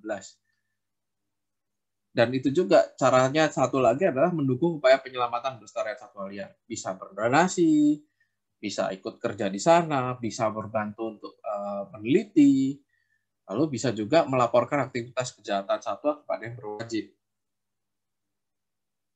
Nah, kalau teman-teman tahu kata Mahatma Gandhi, yaitu moral satu bangsa itu dapat dilihat, kebesaran moral satu bangsa dapat dilihat dari bagaimana cara mereka memperlakukan hewan. Apakah kita ada di mana? Nah, itu kita perlu tanyakan kembali.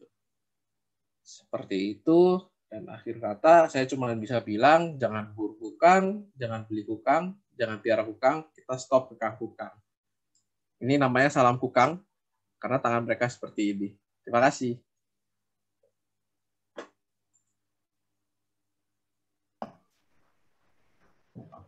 Oke, luar biasa sekali tadi penyampaian materinya. Jadi tentunya banyak sekali informasi baru ya untuk para partisipan yang sudah hadir, termasuk saya sendiri ya. Jadi banyak sekali, termasuk fakta perdagangan satwa liar, kemudian cara rehabilitasi, data terkini dan sebagainya.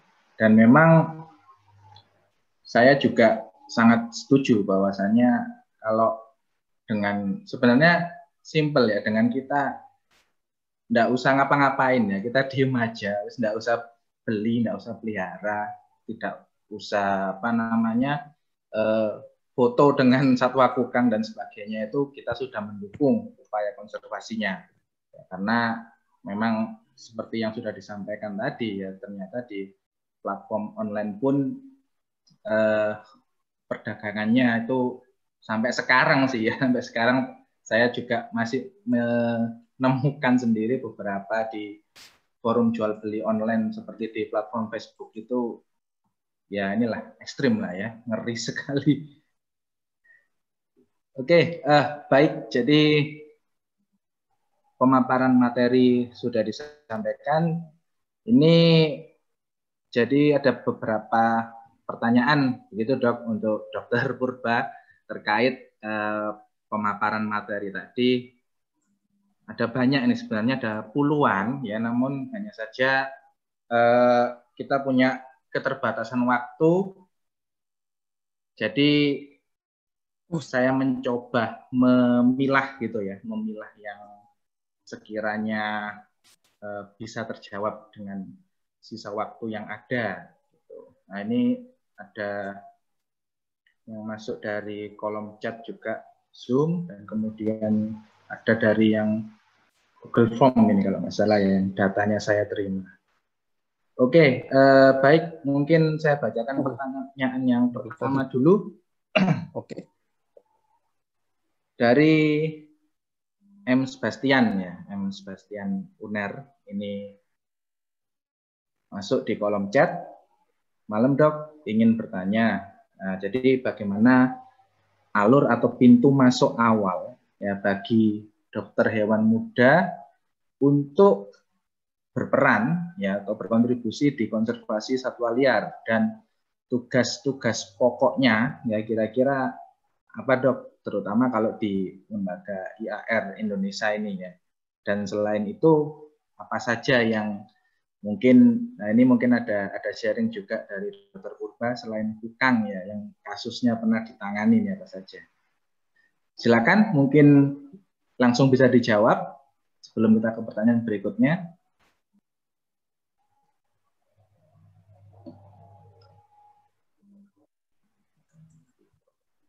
Oke, langsung aja ya. Ini pertanyaan yang ini sih cukup bagus ya, terutama soal dokter hewan muda di konservasi. Karena itu tadi kesulitan utama di dokter hewan konservasi satwa liar, biasanya orangnya itu aja, dan itu biasanya kelas umurnya itu ketahuan orang-orang. Kayak saya sudah 10 tahun di konservasi ya, ketemunya sama teman-teman yang sudah jarang banget ketemu yang jauh banget usianya gitu. Tapi ada juga beberapa ya memang usianya terlampau jauh, dalam artian ya tidak sejelek itu juga gitu loh, iklimnya lingkungannya tidak segalak itu buat dokter hewan muda. Tapi memang itu kembali ke kemauan masing-masing orang. Jadi intinya sih kalau mau kerja di konservasi gampang. Ya sama seperti teman-teman lain atau orang-orang lain yang ingin bekerja di satu instansi atau apa, intinya kan tinggal mendaftar. Ketika ada pendaftaran ada lowongan, mendaftar. Tapi kemudian yang akan dilihat adalah bagaimana kita bisa mengejar keminatan kita itu supaya itu menjadi hal yang hal yang diperhitungkan orang lain untuk ketika di hire adalah satu, kalau memang benar-benar ingin berkiprah di satwa liar ya mungkin semenjak kuliah sudah punya cari bekal modal, misalnya magang dulu di beberapa tempat, di kebun binatang pun tidak masalah, di lembaga konservasi khusus juga itu oke-oke aja. Intinya sudah punya wawasan, terus habis itu ya itu tadi mengerti wawasan satwa liar sejauh mana. Kemudian habis itu tinggal masalah konsistensi aja sih. Terus mungkin memang ini sisanya itu tinggal masalah natural selection, dalam artian kalau bekerja di LKK itu biasanya bukan di kota besar, di daerah, di hutan atau mana, itu butuh butuh mental yang cukup kuat lah untuk itu. Jadi beberapa teman-teman yang lebih muda biasanya gagal seleksi alamnya di situ. Itu sih kalau dari itu sebenarnya alurnya gampang banget. Saya aja dulu itu asal daftar, tahu-tahu keterima, suruh berangkat, ya tinggal mau berangkat apa enggak. Kalau nggak berangkat ya udah nggak jadi. Tapi kalau berangkat ya udah, nggak pakai yang harus dites macam-macam gitu. Nggak kayak dikerja di perusahaan juga gitu. Jadi relatif cukup mudah. Tapi nggak tahu ya kalau sekarang kan jumlah lulusan dokter hewan juga banyak. Kalau dasarnya sih sama ya, sama seperti kita kerja di klinik.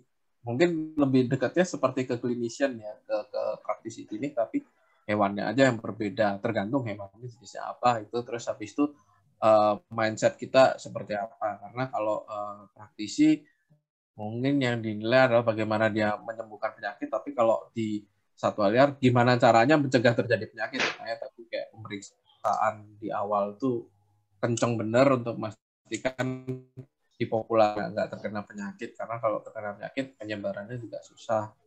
Sama itu sih, lebih banyak belajar tentang satwanya juga. Jadi mau nggak mau kita harus tahu karakteristik satwanya, sifat biologisnya seperti apa, dan lain hal. Mungkin seperti itu. Kalau kasus-kasus yang lain, karena saya kebanyakan dari dulu kerjanya di primata, 4 tahun pertama belajar kerja itu memang sama OWA, tapi ya itu juga karena organisasi yang tempat saya bekerja dulu itu apa aja di rescue, ya itu lengkap lah, mau ya kayak kebun binatang pada akhirnya, itu dari reptil sampai burung dan lain hal. Sementara sekarang pun tahun ini aja saya udah udah harus ngurus buaya di mana dan masih harus ngurus kukang. Kadang-kadang kemarin terakhir harus bantuin teman-teman di Kalimantan untuk translokasi orang hutan. Jadi ya itu memang proses belajarnya nggak bisa berhenti gitu karena ada kejutan-kejutan terus kalau di satwa liar. Itu mungkin sih kalau dari saya. Ya, jadi artinya sudah ada ilustrasi tadi bahwasanya kalau teman-teman mulai ada interest ke bidang satwa liar ini, ya mulai sekarang tadi ya diinisiasi dengan magang, kemudian yang terpenting lagi tadi sudah disampaikan bahwasanya konsistensi dalam mendalami bidang tersebut. Kira-kira begitu ya, Dok ya? Ya. Oke, jadi ini saya lanjutkan ke ini mungkin menarik juga informasinya dari pertanyaan dari Cinta Atsa ya, UNER angkatan 2019.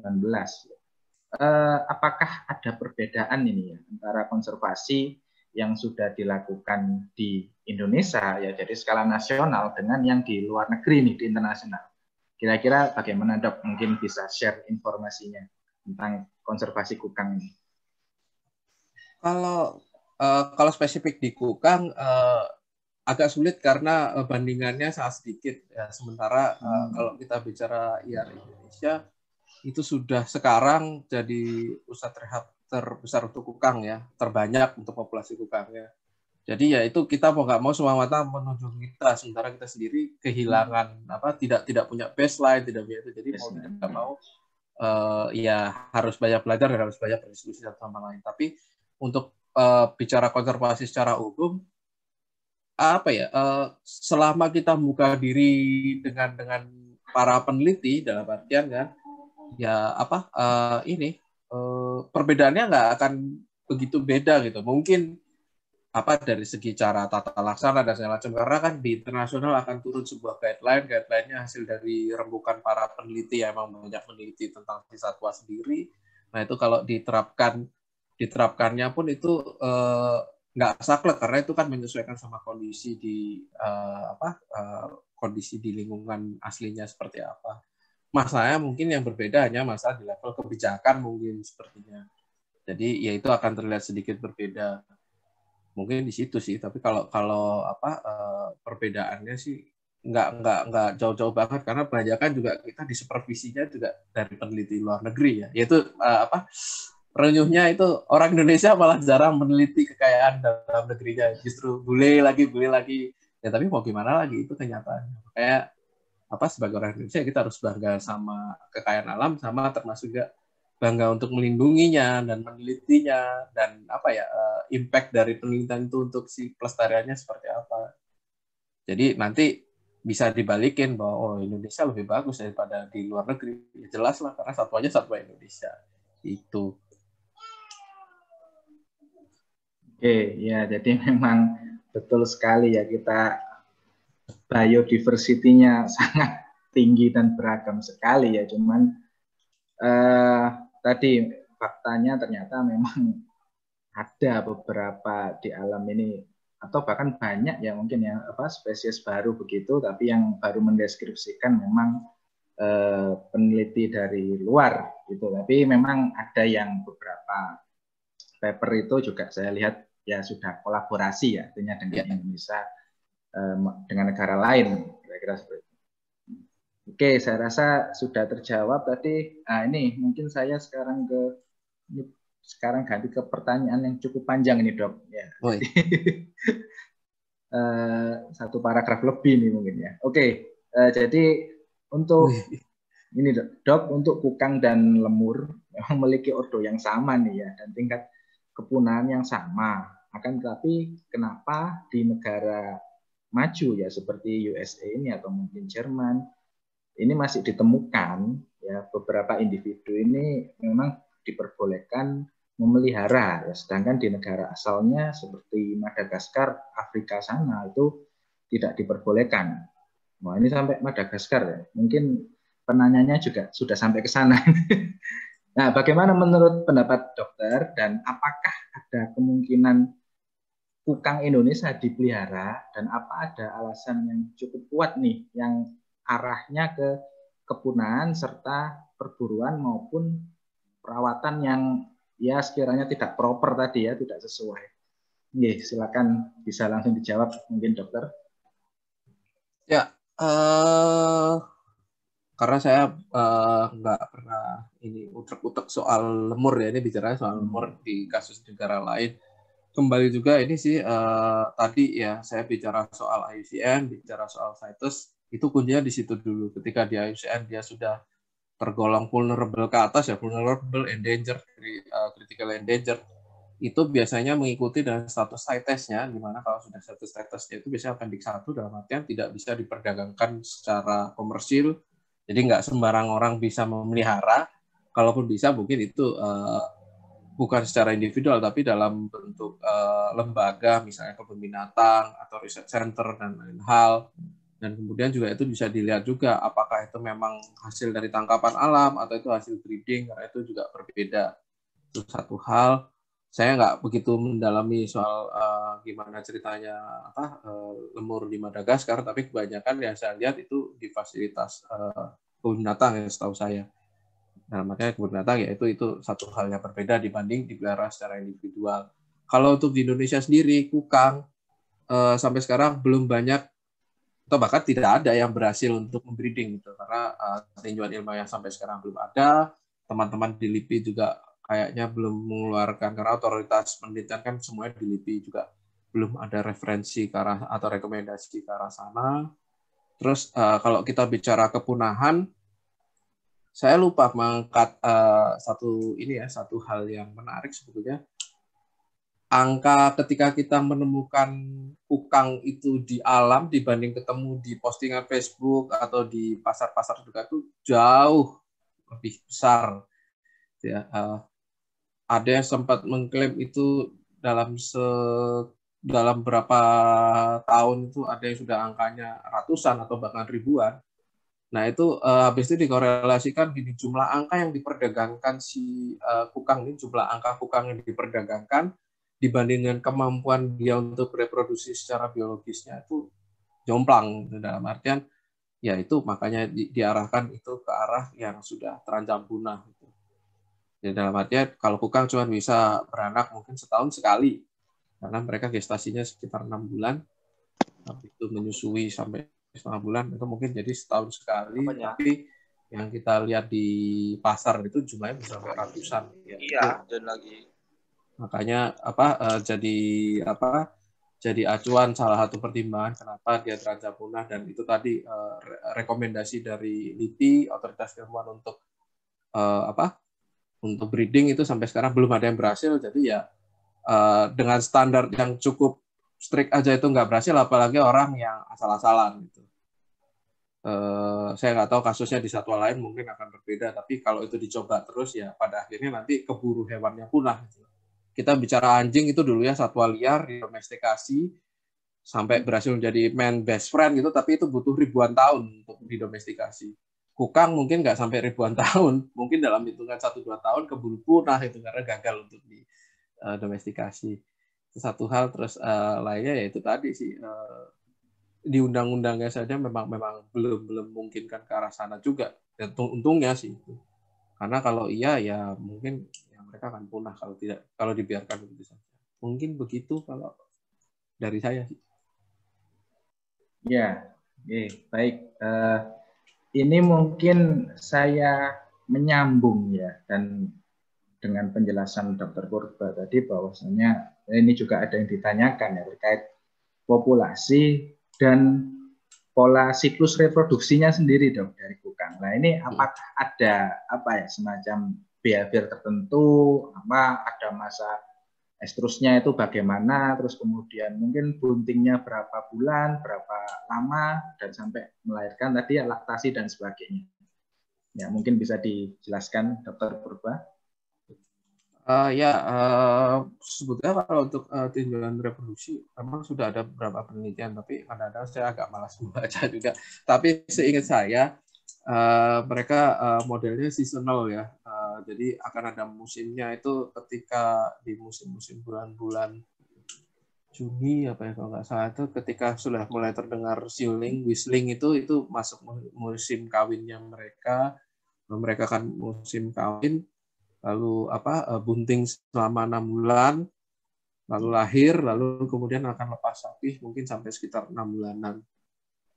Nah, tapi itu juga kalau di alam mungkin nggak akan sesimpel itu, karena kan ada kompetisi dan lain hal, termasuk juga ada kecocokan antara satu individu dengan yang lain, karena mereka basisnya adalah bukan hewan yang sosial banget gitu.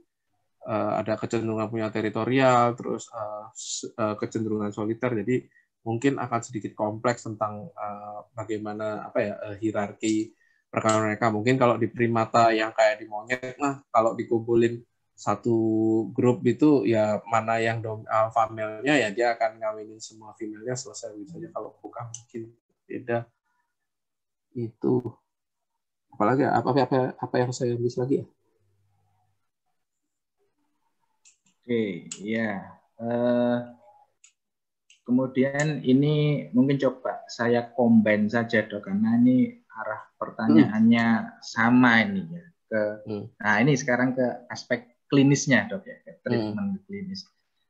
Yang pertama yaitu tentang penyakit ini ya, yang paling sering mendominasi kukang di lapangan dan bagaimana penanganannya. Dan kemudian yang kedua adalah tadi kaitannya dengan perdagangan kukang juga, bahwasannya banyak giginya yang dicabut seperti itu ya, dan kemudian ada beberapa yang sudah rusak, nekrosis, infeksi sekunder dan sebagainya. Nah ini bagaimana prosedur ekstraksi ya antara yang di gigi geraham dengan di gigi taring, apakah ada beda atau bagaimana nih dok? Nah mungkin bisa dijelaskan sedikit mengenai ini. Ya, kalau untuk di perdagangan itu sebenarnya bukan dicabut ya, mereka dipotong asal aja gitu, jadi pakai gunting kuku kayak tadi gambar atau tang itu, terus ya kayaknya tergantung orangnya punya masalah pribadi apa enggak. Kalau lagi kesel ya ada yang motongnya cuma di ujungnya doang, jadi kayak nggak sampai kena ke si pulpanya, nggak sampai terekspos. Itu ada yang sampai udah kayaknya udah saking keselnya mungkin sampai segusi-gusinya kepotong atau sampai ke dalam banget lah potongannya. Nah itu tergantung derajat keparahan ini ya, kedalaman potongnya. Intinya diagnosa pertama mereka pasti adalah fraktur gigi. Habis itu ntar bisa berkembang menjadi lebih parah, misalnya jadi periodontitis, infeksi di akar giginya, jadi giginya nanti infeksi, dan infeksinya itu ada beberapa pilihan, jadi fistula atau menjadi fistula terus jadi abses di muka, atau jadi septikemia. Nah itu macam-macam. Kalau septikemia ya dia dalam waktu hitungan bentar mungkin akan mati.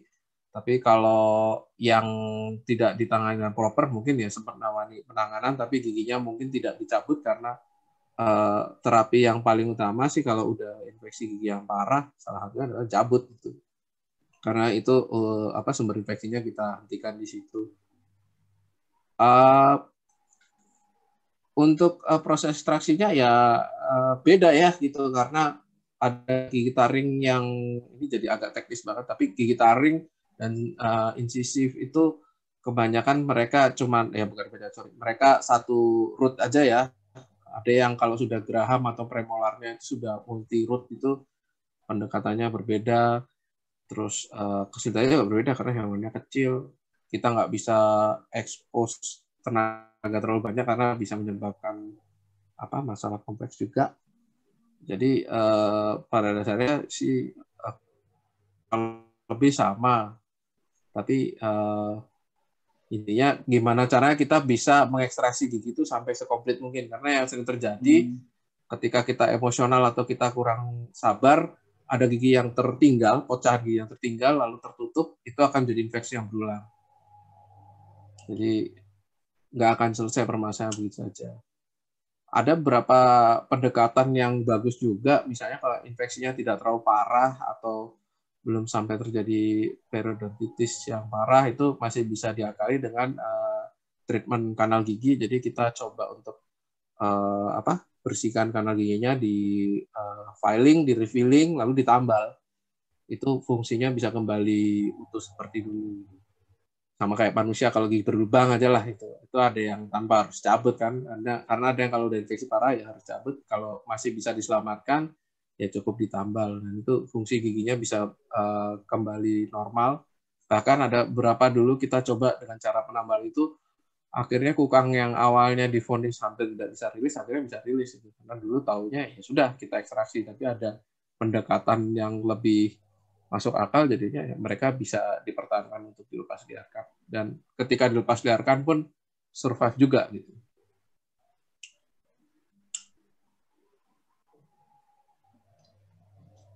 Oke, ya. Satu lagi pertanyaan yang pertama tadi Dok, mungkin apa saja yang penyakit yang di lapangan ini utamanya ya, dan apakah itu Iya. langsung di treatment di lapangan atau bagaimana? Ya. Oke. Untuk berapa hal sih, karena kami bekerja di beberapa tempat yang berbeda ya. Kalau untuk di pusat rehab itu relatif lebih gampang, fasilitas kita mumpuni, dan klinik kita juga lumayan lah untuk kelas kelas lembaga konservasi sudah cukup lengkap, jadi kami bisa melakukan apapun, bahkan lab juga dekat, jadi kalau mau diagnosa dengan berbagai macam cara itu bisa, dan pengobatannya ya pasti langsung tempat itu. Kalau jenis-jenis penyakit yang menyerang kukang itu ya identisnya sih paling salah satunya itu gigi, infeksi gigi. Terus kedua parasit ya, itu juga biasa kalau dalam fasilitas konservasi populasi besar itu juga ini. Terus apa lagi ya, penyakit metabolik itu yang jadi PR besar juga kalau itu kukang hasil pemeliharaan orang, karena mereka datang dengan kondisi ada yang obesitas, ada yang malnutrisi, dan itu terutama yang MBD, yang bone metabolic disease, itu jadi ada gangguan di sintesis, entah itu gangguan di sintesis vitamin D atau gangguan di penyerapan kalsium, jadinya akan ada permasalahan di pertulangan, tulangnya jadi gampang patah, rapuh, habis itu ada komplikasi gangguan ginjal, terus gangguan pencernaan dan lain hal. Terus ada juga kasus-kasus tertentu tumor, itu juga banyak, itu juga jadi pertanyaan kita juga, kasus-kasus tumor. Terus habis itu untuk kukang-kukang yang tua, gangguan di mata itu juga tinggi, mereka rentan dapat katarak. Terus habis itu yang saya bilang tadi di kasus, ada yang kasus senapan angin. Kalau kena hanya sampai di kulit kita bisa langsung angkat, tapi kalau udah sampai parah itu ada yang nyangkut di tulang dan itu jadi fusi. Sudah jadi fusi, terus habis itu timbalnya ini terserap juga ke badan, dan itu jadi ada indikasi lead poisoning, itu arahnya bisa ke saraf dan lain hal. Bahkan ada yang akut langsung mati waktu kita temuin itu, dia kena tembak, nggak tahu kapan sih, mungkin sudah agak lama kejadiannya, tapi pelurunya nyangkut di pelvic dan itu pelurunya sudah berkurang bentukannya, dan dia dalam hitungan berapa hari mati ketika temukan. Ada juga yang pelurunya bersarang di rongga mulut, dia dapat ini sih gangguan kayak urti persisten gitu, infeksi saluran atas persisten, pada akhirnya juga mati gitu, karena itu tadi ternyata pelurunya nyangkut di antara rongga hidung dan rongga mulut. Itu nggak bisa diekspos dengan hewan sekecil itu, kita susah itu. Terus kejadian kukang kesetrum itu juga tinggi. Kalau datang udah kondisi luka bakar parah atau udah sampai nekrosis parah, jadi ya nggak mau harus kita amputasi atau euthanasia malah kadang-kadang karena saking nggak bisa bertahan.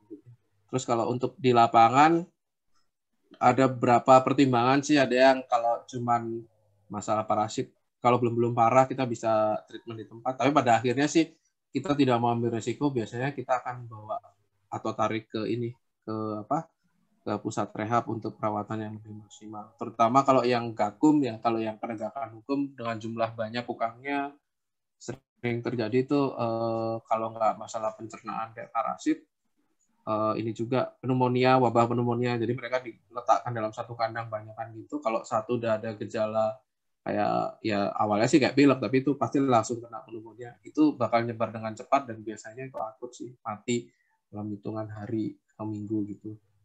Jadi seperti itu sih kurang lebih dinamika penyakit-penyakitnya. Oke, ya baik. Jadi sudah berbagai macam tadi rupanya. Kompleks.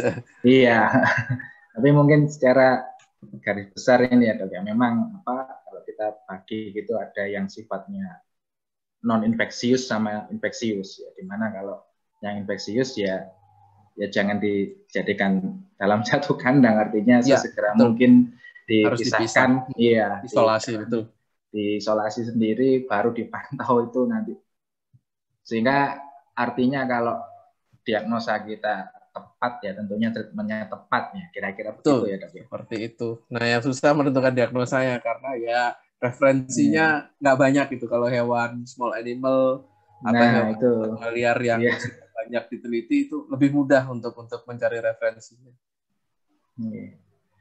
Ya, baik, saya rasa itu ya, ini saya juga sudah mendapatkan pesan dari panitia ya, bahwasanya sesi diskusi tanya jawab sudah bisa diakhiri. Jadi sebelum saya tutup ya, ada satu conclusion ya, atau kesimpulan yang akan saya sampaikan, bahwasanya konservasi kukang ini memang menghadapi permasalahan yang kompleks ya, mulai perdagangan liar, terus kemudian jenis penyakitnya sendiri, dan juga perkembangannya di alam liar dan sebagainya ya. Namun kita semua tetap bisa berkontribusi ya dengan tidak memelihara tadi ya, tidak memperjualbelikan kukang ya, atau tidak ikut ke dalam siklus yang ilegal tadi ya, artinya yang melanggar hukum, sehingga populasinya di alam tetap berjaga. Karena memang kalau kita kembalikan ke filosofinya konservasi ya, tentunya kita semua tidak bisa hanya berdiri di satu pihak gitu ya, semuanya harus dilakukan bersama-sama, baik itu lembaga konservasi, swasta, pemerintahan ya, kemudian dari masyarakat sendiri, komunitas dan sebagainya. Artinya kita harus berjalan bersama untuk mewujudkan tindakan konservasi kukang tadi. Dan yang poin penting lagi bagi bidang kita di bidang veteriner, ternyata sangat penting sekali dan masih banyak potensi yang bisa dieksplor jika partisipan sekalian nanti ingin terjun langsung ke bidang satwa liar ya, khususnya kukang ini. Karena ternyata tadi sudah disampaikan oleh Dr. Purba masih minim data gitu ya, atau lack of studies, sehingga ada banyak nanti yang harus diungkap bersama-sama, yang tentunya kalau subjeknya yang diteliti adalah satwa liar, itu pasti ujung-ujungnya kita juga mendukung konservasi. Oke, saya rasa itu. Terima kasih kepada Dr. Purba sudah mau sharing dan kemudian diskusi tanya jawab. Untuk sesi webinar konservasi kukang, saya izin undur diri dulu. Mohon maaf apabila ada salah kata. Saya tutup. Selamat malam. Assalamualaikum warahmatullahi wabarakatuh. Dan untuk selanjutnya saya kembalikan ke panitia. Terima kasih. Waalaikumsalam warahmatullahi wabarakatuh. Ya. Baik. Terima kasih kepada moderator yang telah memimpin sesi tanya jawab dengan tertib dan lancar. Sebelum ke agenda selanjutnya, kita akan menayangkan cuplikan video pendek di mana akan ditampilkan oleh panitia.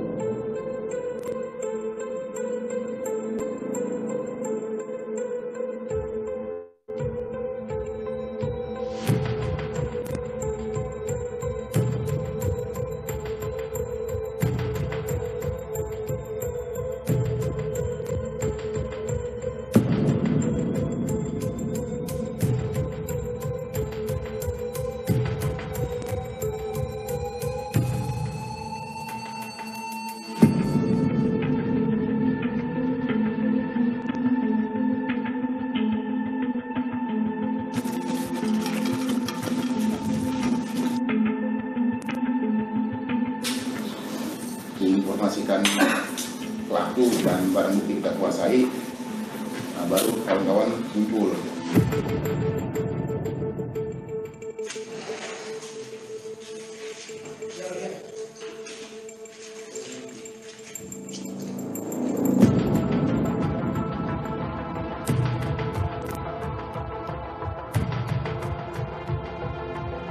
Medsos kamu tuh jual OA, jual LAN, jual itu, jangan bohong, ngaku aja. Kamu kan biasa jual beli ini. Terus ini, kamu kan ikut komunitas ini kan? Satwa kan? Satwa.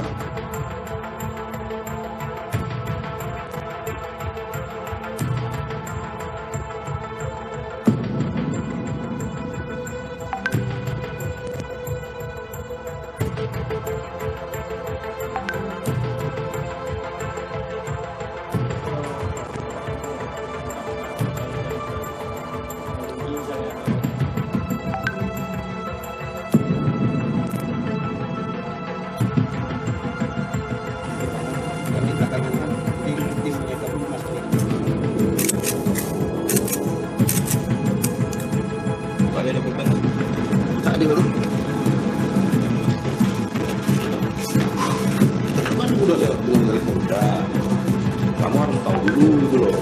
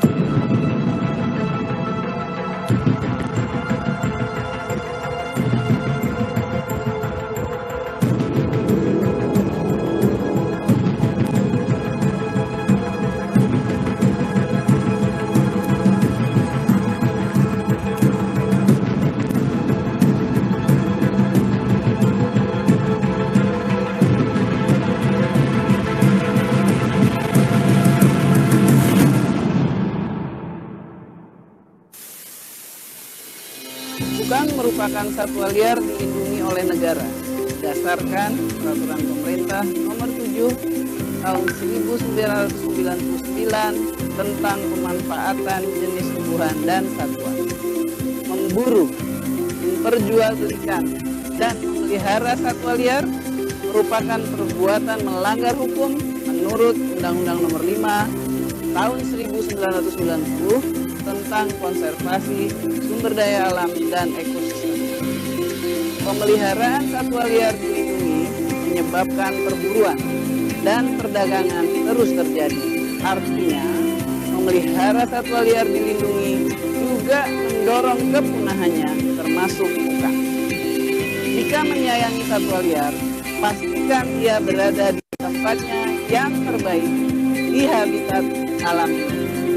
Mari berperan untuk kelestarian keanekaragaman hayati Indonesia. Jika terlanjur memelihara satwa liar dilindungi, segera serahkan ke kantor Balai Konservasi Sumber Daya Alam Kementerian Lingkungan Hidup dan Kehutanan di wilayah terdekat.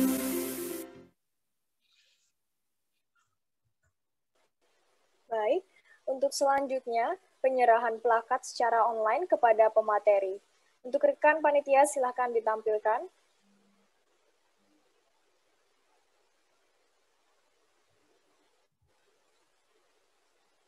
Ya, terima kasih. Acara selanjutnya, yakni sesi foto bersama, dihimbau kepada semua peserta agar mengaktifkan fitur kamera. Setelahnya, kami akan mengirimkan link absensi untuk klaim sertifikat.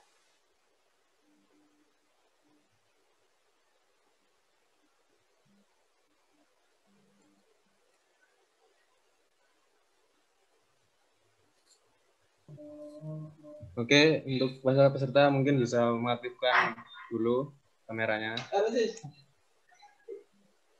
Saya pandu ya untuk slide pertama, 1, 2, 3. Ini saya melok aja.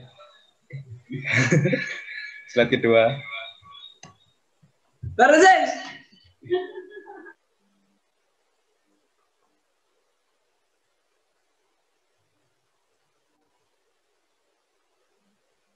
Ya, sudah, terima kasih. Baik, terima kasih.